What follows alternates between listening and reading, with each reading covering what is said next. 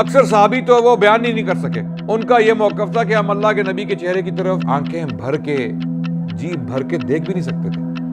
یعنی اللہ کے نبی کے چہرے پر وہ رعب تھا, وہ دبدبا تھا. ان کو اللہ کے وعدے پر یقین ہے, ان کو وحی کی حقیقت کا پتہ ہے, وہ نبی ہیں, انہوں نے جبرائیل کو اپنی آنکھوں سے دیکھا ہوا ہے. کیا ہم فراموش کر جائیں گے ان کو؟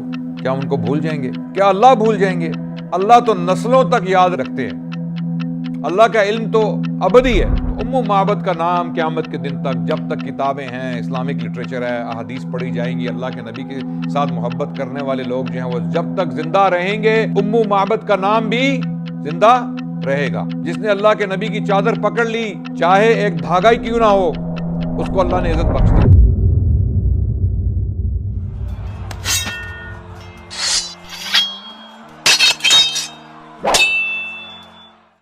الحمد للہ رب العالمین والصلاة والسلام علی خاتم الانبیاء وسید المرسلین وعلی آلہ واصحابہ الغر المیامین ومن تبعہم بإحسان الی یوم الدین. اما بعد, اعوذ باللہ السمیع العلیم من الشیطان الرجیم. بسم اللہ الرحمن الرحیم. وما ارسلناک الا رحمۃ للعالمین. وقال رسول اللہ صلی اللہ علیہ وسلم لا یؤمن احدکم حتی اکون احب الیہ من والدہ وولدہ والناس اجمعین. ناظرین کرام, آپ کے سامنے تاریخ اسلام کے سلسلے کی ایک اور کڑی پیش کرنے جا رہے ہیں. پچھلی قسط میں ہم اللہ کے نبی صلی اللہ علیہ وسلم کی ہجرت کے کچھ واقعات پیش کر رہے تھے, اور ایک بہت اہم واقعہ جس کی طرف میں اشارہ کرنا چاہتا ہوں وہ یہ تھا کہ جب اللہ کے نبی صلی اللہ علیہ وسلم غار ثور میں پناہ لیے ہوئے تھے, اس وقت قریشی ان کو ڈھونڈتے ہوئے غار تک پہنچ گئے. جب بہت سارے لوگوں کو موبلائز کیا گیا مکے کے علاقے میں خصوصاً, اور عرب کے جو آس پاس کے علاقے تھے ان میں عموماً, تو بہت سارے لوگ اللہ کے نبی کی جان کے در پہ ہوئے تاکہ وہ 100 اونٹوں کا انعام جو قریشی سرداروں نے اناؤنس کیا تھا اللہ کے نبی کی خبر دینے کے لیے, یا ان کو زندہ یا مردہ نعوذ باللہ ثم نعوذ باللہ لانے کے لیے, تو بہت سارے لوگ جو ہے وہ جمع ہو گئے اور انہوں نے کوشش کی کہ اللہ کے نبی کو ڈھونڈا جائے. کچھ قریشی سردار تو غار ثور کے دہانے تک پہنچ چکے تھے, اور اس وقت یہ ہوا کہ ان کے قدم جو ہیں وہ اللہ کے نبی اور حضرت ابوبکر کو غار کے اندر سے نظر آ رہے تھے, ان کے پاؤں تک نظر آ رہے تھے, اور وہ غار کے اوپر کھڑے گفتگو کر رہے تھے کہ کیا اس غار میں ہو سکتے ہیں محمد.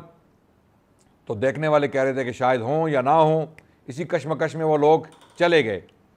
لیکن جب وہ وہاں پر موجود تھے, اللہ کے نبی صلی اللہ علیہ وسلم جو ایک اطمینان کی کیفیت میں تھے, سکون کی کیفیت میں تھے, ابو بکر بے چین تھے. ابو بکر رضی اللہ عنہ, ان کو اپنی جان کا خطرہ نہیں تھا, ان کو اللہ کے نبی کی جان کا خطرہ تھا. بلکہ یہ بھی روایات میں آیا کہ انہوں نے فرمایا کہ اللہ کے نبی میں مارا گیا تو میں ایک شخص ہوں, اگر آپ مارے گئے تو یہ امت منتشر ہو جائے گی. تو اللہ کے نبی صلی اللہ علیہ وسلم کی جان کے خطرے, جان کو جو خطرہ تھا اس کو بھانپتے ہوئے حضرت ابوبکر بے چین ہوئے. تو اللہ کے نبی صلی اللہ علیہ وسلم نے حضرت ابوبکر کو یہ کہہ کر اطمینان دلایا کہ اے ابوبکر, ان 2 شخصوں کے بارے میں تمہارا کیا خیال ہے جن کے ساتھ تیسرا اللہ ہے؟ اللہ اکبر. یعنی ان 2 اشخاص کے بارے میں تمہارا کیا خیال ہے ابوبکر؟ ما ظنک, کہ آپ کیا سوچتے ہیں ان 2 کے بارے میں جن کے ساتھ تیسرا اللہ ہے. اور اسی موقع پہ اللہ کے نبی صلی اللہ علیہ وسلم نے مشہور الفاظ جو ہے وہ صادر فرمائے, لا تحزن, مت ڈرو, خوف مت کرو, خوف مت کھاؤ اے ابو بکر, ان اللہ معنا, اللہ ہمارے ساتھ ہیں. اور اسی کا ذکر اللہ سبحانہ و تعالیٰ نے سورہ توبہ کی آیت نمبر 40 میں کیا. اعوذ باللہ من الشیطان الرجیم, بسم اللہ الرحمن الرحیم.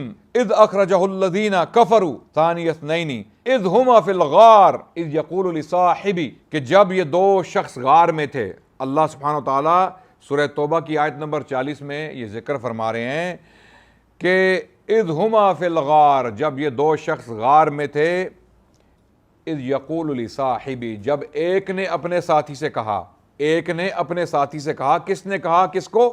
اللہ کے نبی صلی اللہ علیہ وسلم نے اپنے ساتھی, اپنے صاحب ابو بکر سے کہا, لا تحزن, خوف مت کھاؤ, خوف مت کھاؤ. خوف زدہ مت ہو. کیوں؟ ان اللہ معنا، اللہ ہمارے ساتھ ہے. اللہ اکبر. یعنی اب آپ سوچئے کہ آپ کے دشمن آپ کی جان کے در پہ ہیں، اور وہ اتنے دشمن ہیں کہ وہ آپ کے ساتھیوں کو مار چکے ہیں، قتل کر چکے ہیں، ٹارچر کر چکے ہیں، ان کو جلا چکے ہیں،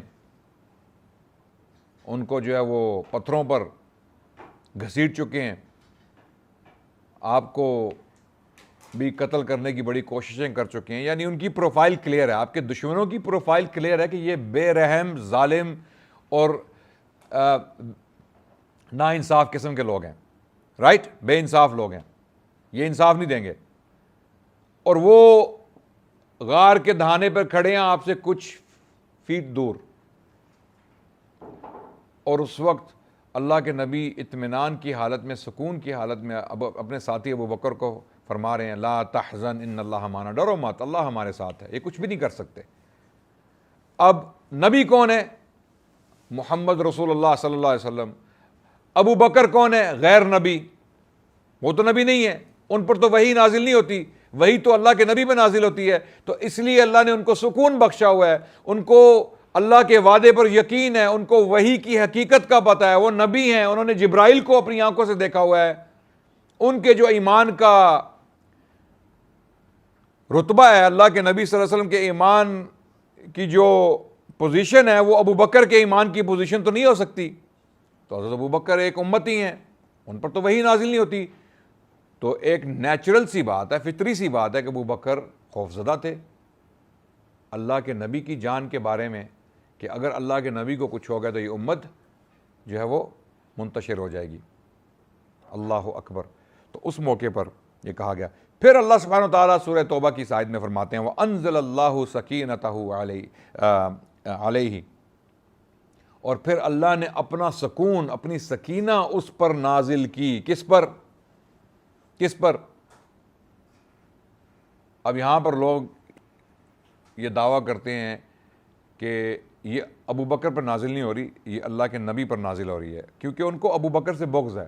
کچھ لوگ ایسے ہیں جو ابو بکر کے دشمن ہیں، حضرت ابو بکر سے بغض رکھتے ہیں، اور جو جانتے ہیں وہ جانتے ہیں کہ وہ کون لوگ ہیں. جو جانتے ہیں وہ جانتے ہیں کہ وہ کون لوگ ہیں. تو جو لوگ یہ سن رہے ہیں، یہ ہمارے لیکچرز، ان سے التجا ہے کہ غور کریں قرآن کی ان آیات پر، اللہ سے دشمنی مول مت لیں، جان بوجھ کر اللہ کی آیات کو رد مت کریں، اللہ کی آیات کی تشریح موڑ توڑ کر اپنے خیالات کے ساتھ ملانے کی کوشش مت کریں، کیونکہ اللہ سبحانہ وتعالیٰ یہاں صفائی سے بیان کر رہے ہیں کہ اللہ نے سکینہ نازل کی. سکینہ کس کو کہتے ہیں؟ ہماری عام زبان میں سکون کس کو کہتے ہیں؟ اطمینان کو، دلی اطمینان، دلی سکون. وَأَنزَلَ اللَّهُ سَكِينَتَهُ عَلَيْهِ، اللہ نے اپنی سکینہ اس پر نازل کی، یعنی سکون نازل کیا. وَأَيَّدَهُ بِجُنُودٍ لَمْ تَرَوْهَا، اور اللہ نے اس کی مدد کی ان فوجوں کے ساتھ، ان فوجوں سے جو دیکھی نہیں جا سکتی تھی. اللہ اکبر. تو یہ کس کے اوپر سکینہ نازل کی جا رہی ہے؟ جو بے سکونی اور اضطرار اور خوف کا شکار تھا. رائٹ؟ اللہ کے نبی پر تو سکینہ نازل کرنے کی ضرورت نہیں تھی نا، کیونکہ وہ تو پہلے ہی بتا رہے ہیں لا تحزن ان اللہ معنا، تم مت ڈرو، اللہ ہمارے ساتھ ہیں. تو ان پر تو وہی نازل ہوتی ہے، تو سکینہ تو آلریڈی اللہ کے نبی کے وجود میں ہے. تو سکینہ کی ضرورت اس شخص کو تھی جو اضطراب یا خوف یا بے سکونی کا شکار تھا. کیوں؟ کہ اس کو اللہ کے نبی کی جان کا خطرہ تھا. وہ اللہ کے نبی پر آلریڈی قربان ہو چکا تھا، ہو جانا چاہتا تھا، جیسے کہ ہم بیان کر چکے ہیں کہ انہوں نے ساتھ ہی اللہ کے نبی کا اس لیے دیا کہ وہ یہ سعادت چاہتے تھے. جب اللہ کے نبی نے ان کو بتایا کہ ابو بکر تمہارا نام لے کر حکم دیا گیا ہے کہ تم میرے ساتھ چلو، اللہ کے نبی نے جب یہ خبر حضرت ابو بکر کو دی تو حضرت ابو بکر رونے لگ پڑے. یعنی وہ اپنے ایموشنز کو کنٹرول نہیں کر سکے. ان کو اتنی خوشی ہوئی کہ اے اللہ کے نبی میرا نام لے کے یہ حکم دیا گیا، جبرائیل نے میرا نام لیا. تو تو اللہ کے نبی صلی اللہ علیہ وسلم نے فرمایا کہ آپ کا نام لے کے حکم دیا گیا کہ آپ میرے ساتھ چلیں. تو وہ تو جان بوجھ کے اللہ کے نبی کے ساتھ تھے نا. تو اللہ نے یہ قرآن میں نازل کر دیا کہ جب ایک شخص نے اپنے ساتھی کو کہا لا تحزن ان اللہ معنا، اللہ کے نبی نے ابو بکر کو کہا لا تحزن ان اللہ معنا، پھر آگے اللہ نے فرمایا وانزل اللہ سکینتہ علیہ، پھر اللہ نے اپنی سکینہ اس پر نازل ہوا، ایدہ، اور اس کی مدد کی، یعنی اس کو مضبوط کیا، بجنود لم تروہا، ان فوجوں سے جن کو دیکھا نہیں جا سکتا. اللہ اکبر. تو اللہ نے یہ خطرہ ٹال دیا. یہ بہت اہم واقعہ ہے جس کا ذکر قرآن میں ہے. غار ثور کا واقعہ سورہ توبہ کی آیت نمبر 40. اور صرف 2 ہی شخص اس غار میں موجود تھے، 2 ہی شخص، اللہ کے نبی اور ابو بکر، تیسرا کوئی بھی نہیں تھا. تیسرا اللہ، جس طرح اللہ کے نبی نے فرمایا کہ ان 2 شخصوں کے بارے میں تم کیا سمجھتے ہو جن کے ساتھ تیسرا اللہ ہے، ان کو بچانے والا، ان کو پروٹیکٹ کرنے والا. اگر یہ اتنے قریب آ بھی چکے ہیں تو ڈرو مت، یہ کچھ نہیں کر سکتے. اللہ اکبر.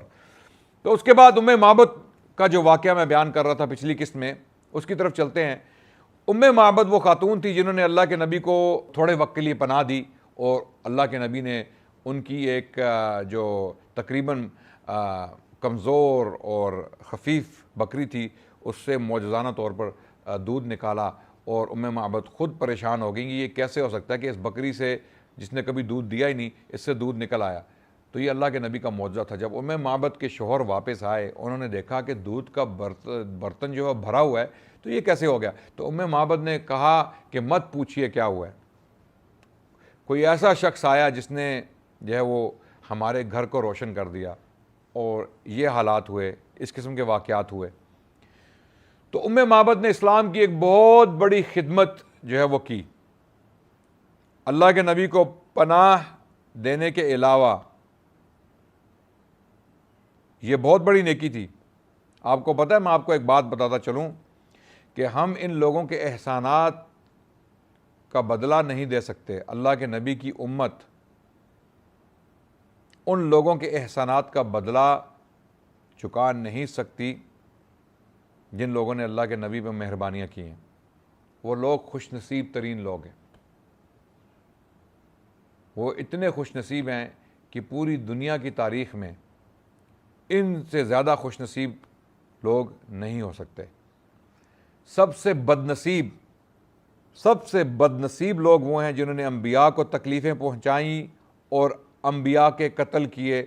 بنو اسرائیل کی تاریخ پڑھ لیجئے. سب سے بدترین لوگ قیامت کے دن وہ لوگ ہوں گے جنہوں نے انبیاء کو قتل کیا. یہ حدیثوں سے ثابت ہے. اس کے برعکس سب سے بہترین لوگ وہ ہوں گے جنہوں نے انبیاء کو سپورٹ کیا، ان کی مدد کی. حتیٰ کہ اگر ایک چھوٹی سی بھی نیکی کی اللہ کے نبی کے ساتھ، وہ ان کے میزان پر بہت بڑی ہوگی قیامت کے دن. اللہ کے نبی صلی اللہ علیہ وسلم کسی کے احسانات نہیں بھولے، اور نہ اللہ سبحانہ و تعالیٰ احسانات بھولتے ہیں. یہاں تک کہ کافر جبیر بن مطعم تو بعد میں مسلمان ہو گئے تھے. ان کے والد مطعم بن عدی جب اللہ کے نبی طائف کے واقعے کے بعد زخمی حالت میں مکے میں داخل ہونا چاہ رہے تھے، ان کو پناہ دینے کے لیے کوئی تیار نہیں تھا، تو مطعم بن عدی نے ان کو پناہ دی. اللہ کے نبی مطعم کا یہ احسان اپنی پوری زندگی نہیں بھولے. حالانکہ مطعم کافر ہی فوت ہوئے، ان کی وفات کفر کی حالت میں ہوئی، لیکن اللہ کے نبی نے ان کا احسان جو ہے وہ پوری زندگی نہیں فراموش کیا. تو ان لوگوں کے بارے میں آپ کا کیا خیال ہے جو ایمان لے آئے اور اللہ کے نبی کے ساتھ نیکیاں کی؟ سبحان اللہ. ان نیکیوں کو ہم کس طرح بھول سکتے ہیں؟ کسی نے اگر اللہ کے نبی کو ایک پانی کا برتن بھی دیا پینے کے لیے، وہ ہمارے لیے بہت بڑی نیکی ہے. اگر اللہ کے نبی کے ساتھ ایک حقیقی محبت ہے، اور اگر ہم ان کو چاہتے ہیں اپنے دل و جان سے بھی زیادہ، اور اگر اللہ کے نبی کو کسی نے پانی کا برتن دیا یا دودھ پلایا یا ان کی تیمارداری کی، ان کی کفالت کی، تو ان کے احسانات کا بدلہ ہم کس طرح چکا سکتے ہیں. اگر ہمارے باپ کے ساتھ کوئی نیکی کرے، ہمارے والد یا والدین کے ساتھ، اگر ہمارے والد بھوکے پیاسے صحرا میں پائے جائیں اور ان کو کوئی پانی پلا دے، اگر آپ اچھے بیٹے ہیں، اچھی اولاد ہیں، تو آپ اس شخص کا احسان پوری زندگی نہیں بھولیں گے، کیونکہ اس نے مشکل حالت میں آپ کے باپ کا ساتھ دیا. تو اللہ کے نبی تو ہم سب کے جو باپ ہیں وہ سب قربان ہو جائیں اللہ کے نبی صلی اللہ علیہ وسلم. تو یہ چیزیں آپ ذہن میں رکھیے کہ اللہ کے نبی کے ساتھ جس نے بھی کوئی نیکی کی، ہم اس نیکی کا جو ہے وہ اس کا عوض یا اس کا کوئی اندازہ نہیں لگا سکتے اللہ کے ہاں کہ وہ کتنی بڑی نیکی ہے. تو ابو بکر رضی اللہ عنہ یا دوسرے صحابی جو تھے جنہوں نے اتنی قربانیاں دیں، حضرت علی مثال کے طور پہ، جنہوں نے اتنی قربانیاں دیں اللہ کے نبی کے لیے، ان کو بچانے کے لیے، ان کی آسائش کے لیے، کیا ہم فراموش کر جائیں گے ان کو؟ کیا ہم ان کو بھول جائیں گے؟ کیا اللہ بھول جائیں گے؟ کیا اللہ بھول جائیں گے؟ اللہ تو نسلوں تک یاد رکھتے ہیں. اللہ کا علم تو ابدی ہے. اس کی مثال میں آپ کو قرآن سے دیتا ہوں کہ قرآن میں ایک واقعہ حضرت خضر علیہ السلام کا، کہ جب انہوں نے ایک دیوار بنا دی خزانہ بچانے کے لیے، تو حضرت موسیٰ علیہ السلام جو ہیں وہ مضطرب ہو گئے. یہ آپ نے کیا کیا؟ کیوں کیا؟ یہ لوگ تو اتنے برے لوگ تھے، انہوں نے ہمیں نہ پوچھا، نہ ہماری مہمان نوازی کی، اور آپ نے اس قصبے کے لوگوں پر احسان کر دیا. ان کا دبا ہوا خزانہ تھا، اس کو بچانے کے لیے آپ نے دیوار اوپر کھڑی کر دی. یہ کیوں کیا آپ نے؟ تو حضرت خضر علیہ السلام نے بعد میں جواب دیا، جب ان کے رستے جدا ہو رہے تھے حضرت موسیٰ علیہ السلام سے، تو ان کا جواب میں تمہیں دے دیتا ہوں. اس کا جواب یہ ہے کہ لوگ تو برے ہیں قصبے کے، لیکن یہ خزانہ 2 یتیموں کا ہے. یہ خزانہ جو ہے 2 یتیموں کا ہے.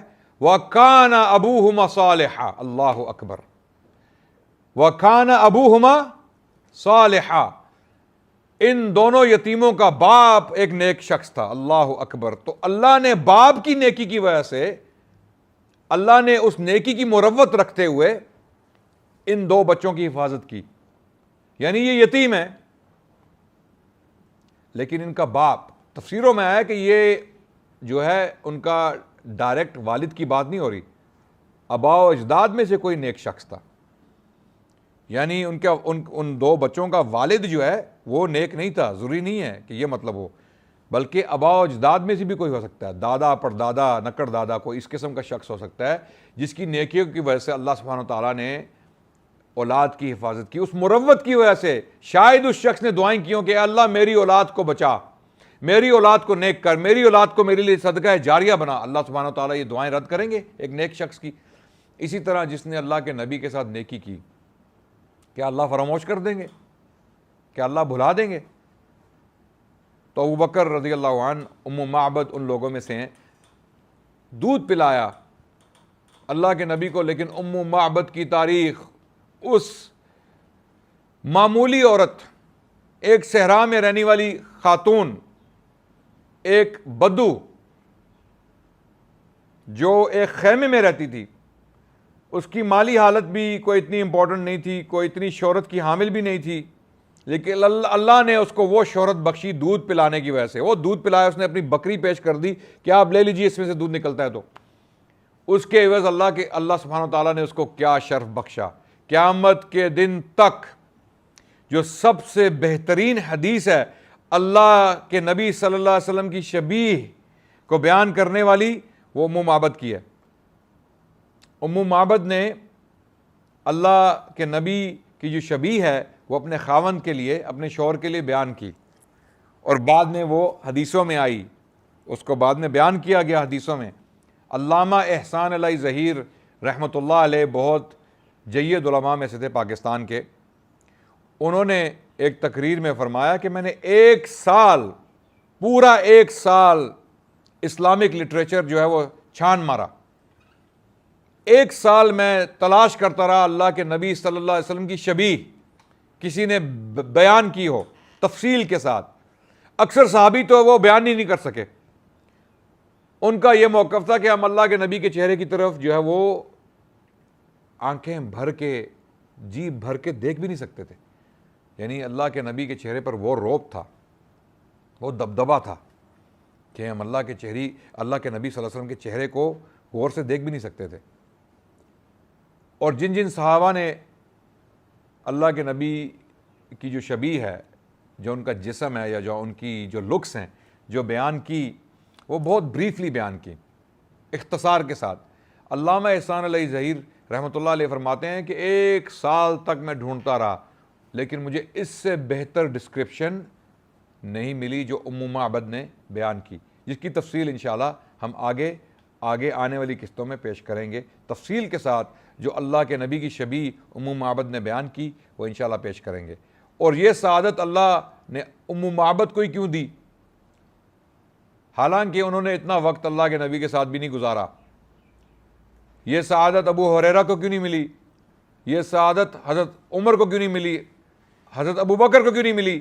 ان کو اور سعادتیں بہت ملی ہیں, لیکن یہ سعادت اللہ نے معبد کو اس لیے دی کہ انہوں نے ایک نیکی اللہ کے نبی کے ساتھ کی, ان کو پناہ دی, ان کو دودھ پلایا اس وقت جب پورا عرب ان کا دشمن تھا. اللہ اکبر, اللہ اکبر. تو معبد کا نام قیامت کے دن تک, جب تک کتابیں ہیں, اسلامک لٹریچر ہے, احادیث پڑھی جائیں گی, اللہ کے نبی کے ساتھ محبت کرنے والے لوگ جو ہیں وہ جب تک زندہ رہیں گے, معبد کا نام بھی زندہ رہے گا. جس نے اللہ کے نبی کی چادر پکڑ لی, چاہے ایک دھاگا ہی کیوں نہ ہو, اس کو اللہ نے عزت بخش دی. تو اسی دوران اور بھی واقعات ہوئے. حضرت ابوبکر رضی اللہ عنہ فرماتے ہیں, روایت کرتے ہیں کہ ہم جب نکلے تو پناہ لینے کے لیے حضرت ابوبکر رضی اللہ عنہ نے بہت بڑی ایک چٹان دیکھی, اور اس چٹان کے سائے کے نیچے اللہ کے نبی کے بستر کا بندوبست کیا, بستر بنایا, اور اللہ کے نبی صلی اللہ علیہ وسلم کو جو ہے وہ آرام کرنے کے لیے جو ہے اس بستر پہ لٹایا, اور اللہ کے نبی صلی اللہ علیہ وسلم جو ہے وہ استراحت کے لیے اس بستر پہ لیٹے اور کچھ دیر نیند کی. ابو بکر رضی اللہ عنہ جو ہیں وہ اللہ کے نبی سے قدر حال جو ہے وہ عمر میں زیادہ لگتے تھے, خفیف بھی تھے. اللہ کے نبی کی جو شبیہ تھی اس پر جو ہے وہ جوانی غالب تھی. اللہ کے نبی صلی اللہ علیہ وسلم اس وقت جوان لگتے تھے, اور ابو بکر جو ہیں وہ بڑھاپے کی طرف مائل تھے. حالانکہ عمر میں اتنا فرق نہیں تھا, دونوں کی عمروں میں اتنا فرق نہیں تھا, لیکن ابو بکر اپنی جسمانی حالت کی وجہ سے اللہ کے نبی کی بنسبت عمر میں زیادہ لگتے تھے. لیکن اس کے باوجود وہ اللہ کے نبی کی خدمت میں جو ہے مگن تھے. کسی طرح اللہ کے نبی کو آرام سکون پہنچے. بستر لگایا, چٹان کے نیچے جگہ صاف کی, اس سے پہلے کہ اللہ کے نبی, یعنی وہ صحیح معنوں میں خدمت کر رہے تھے, صحیح معنوں میں ایک خادم, ایک نوکر, ایک غلام, جس طرح کسی کی خدمت. اور ابو بکر کوئی معمولی انسان نہیں تھے. ابو بکر وہ شخص تھا رضی اللہ عنہ جو پیسے دے کر غلاموں کو آزاد کروا رہے تھے مکے میں. ایک بزنس مین تھے, یعنی مکے کی ٹرمز میں ملینئر تھے, بہت ساری دکانیں تھیں, ان کے کاروبار چل رہے تھے. وہ اپنے غلاموں کو کہہ سکتے تھے کہ آپ کیجئے.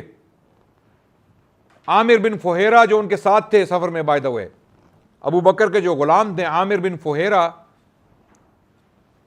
یقیناً انہوں نے بھی مدد کی ہوگی, لیکن ابو بکر اپنے ہاتھ سے صفائی کر کے, اپنے ہاتھ سے بستر لگا کے خود اللہ کے نبی صلی اللہ علیہ وسلم کے لیے ایسے حالات پیدا کر رہے تھے کہ اللہ کے نبی ان کو کوئی تکلیف نہ ہو, کوئی گزند, کوئی مشقت ان کو نہ پہنچے. تو اسی دوران ایک گڈریا آیا اپنی بکریوں کے ساتھ, تو ابو بکر نے ان سے پوچھا کہ کچھ ایسی بکریاں ہیں جو دودھ دیتی ہیں؟ تو اس نے کہا بے شک. تو ابو بکر نے پوچھا کہ میں دودھ نکال لوں, اجازت ہے؟ تو حضرت ابو بکر نے دودھ نکالا ان بکریوں سے, اور پھر تھوڑا سا پانی ملا کے اس کو, دودھ کو ٹھنڈا کرنے کے لیے رسول اللہ کے سامنے پیش کیا. اللہ کے نبی صلی اللہ علیہ وسلم اٹھے اور انہوں نے دودھ نوش فرمایا, اور پھر کہا کہ کوچ کرنا چاہیے. تو ابو بکر رضی اللہ عنہ اور اللہ کے نبی صلی اللہ علیہ وسلم نے کوچ کیا. یہ چھوٹے چھوٹے واقعات بیان ہوئے ہجرت کے رستے میں, اور انہی واقعات سے آپ کو اندازہ ہو جاتا ہے کہ اصحاب الرسول کا کیا کردار تھا, اور اللہ کے نبی صلی اللہ علیہ وسلم کی جو ہمت, جرأت اور شجاعت, اس کا کیا عالم تھا. یہاں پر رکتے ہیں اور کچھ اور واقعات ہیں جو اگلی قسط میں بیان کریں گے. تب تک کے لیے السلام علیکم ورحمۃ اللہ وبرکاتہ.